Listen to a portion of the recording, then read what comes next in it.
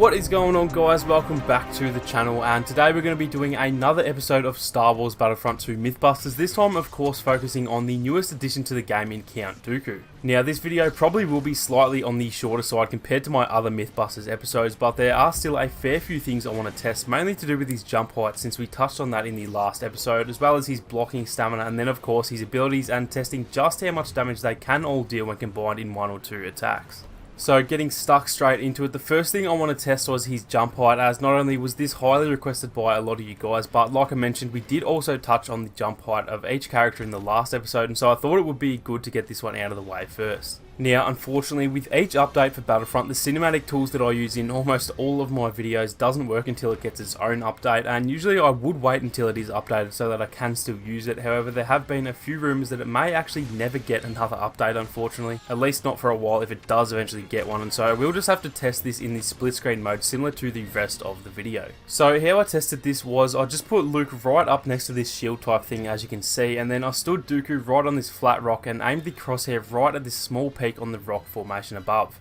Now, as you can see, I have marked where Luke can jump to with a line, and so then all I had to do was actually switch the character's positions, make sure I was looking and standing in the same spot as before, and then pretty much just repeat the same process with Dooku this time. As you can see when I zoomed in, the rock and the camera are almost exactly in the same position in each shot, and so this does pretty much confirm that Dooku has the equal second highest jump in the game, only behind Palpatine, coming equal second with Luke, Kylo, Rey, Obi-Wan and Darth Maul. Now, before we move on, if you haven't seen the jump height video yet, then there will be a link on screen at the end of the video, so make sure to go and check that one out as well, as it is much easier to do with the cinematic tools like I mentioned earlier. So the next thing I did want to test was the difference between how he blocks sabers compared to how he blocks against blasters, as the devs did mention that he's much better at blocking lightsabers than he is at blocking against blasters, and because I wasn't too sure exactly what they meant by that, I did want to test it out as soon as possible. As you can see, he does block the saber attacks from Luke extremely well, holding on for almost 18 seconds before his stamina did eventually run out. Next I tried it with a blaster, and for this test I just used the base weapon for the assault class, as that seems like probably the most generic blaster in the game.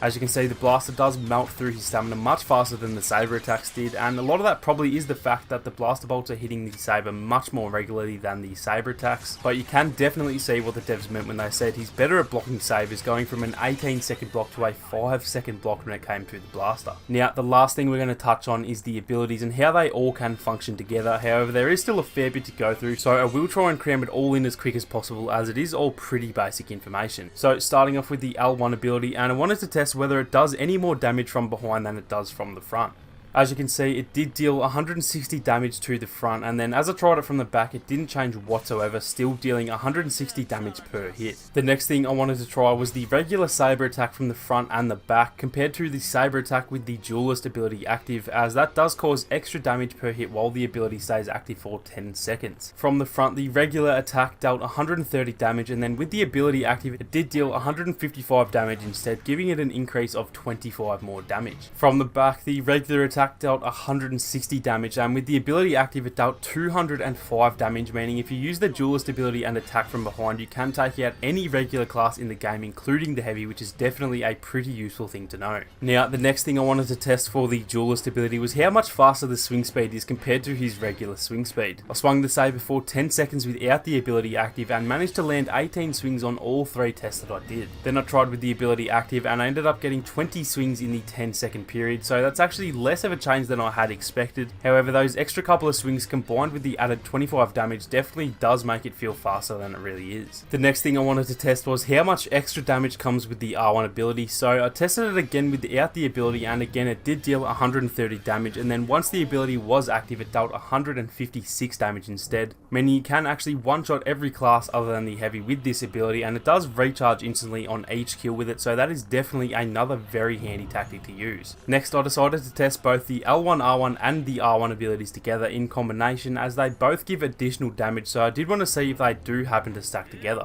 Well, it turns out they do stack together, dealing 186 damage per hit from the front and 226 damage from behind, which is pretty much a 3-hit kill on almost every blaster hero if you can hit them from behind with these two abilities active. Now, the last thing I wanted to show you guys wasn't so much a test, but more a good way that I've found so far to take out enemies like Wookiee Warriors or Aerial Troopers who have around 250 to 400 HP. As we all know, they can be a bit of trouble as a Saber user, but with Dooku, he does actually have a really fast way to take them out. If you activate both the L1, R1 and R1 abilities again, then use the L1 ability, which is his lightning, with just one lightning strike and one Saber strike, you will actually deal 289 damage, which as you can see on the screen does not take any time at all. And then an additional Saber attack will take the total damage to 429 damage, which should take out a Wookiee Warrior on most occasions. So definitely another very handy tip to know for staying alive in Galactic Assault. So that is going to be it for the Dooku edition of Star Wars Battlefront 2 Mythbusters, guys. I know it was super short, but these were just the initial tests that I had planned, so I wanted to get this video out to you guys as soon as possible. If you did enjoy the video, then definitely make sure to leave a like down below, as it really does help the channel grow, as well as let me know that you guys are keen to see more of these Mythbusters videos. If you have any suggestions of your own on some different myths surrounding Dooku or just anything in the game in general, then definitely let me know down in the comment section, as I am always looking to try and test stuff that I know you guys are interested in. If you are new to the channel, then definitely feel free to subscribe and make sure to turn on your notifications so you don't miss out on any more Battlefront 2 guides or live streams. Thank you all so much for watching. You guys have a great day, and I'll catch you all in the next one.